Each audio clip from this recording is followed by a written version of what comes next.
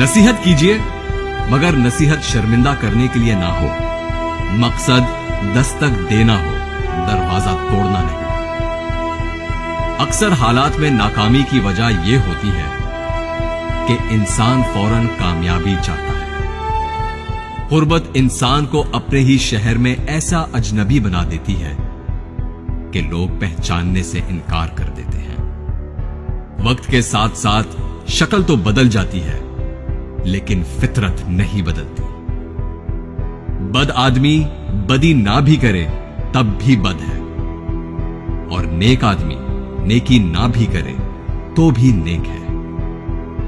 खौफ को अपनी तरफ से ताकत फराहम करना बंद कर दो, खौफ खत्म हो जाएगा।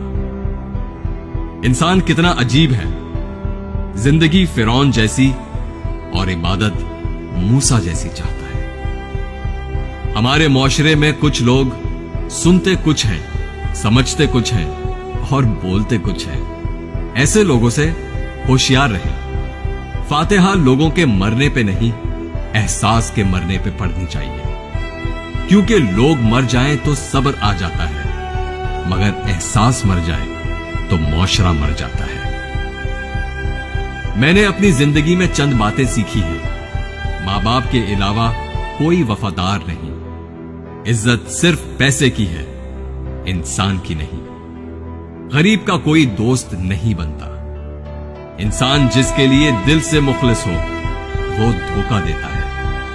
और लोग अच्छी सीरत के बजाय अच्छी सूरत को तरजीह देते हैं। हम अपने रब को एक मानते हैं, लेकिन अफसोस हम अपने रब की एक नहीं मानते।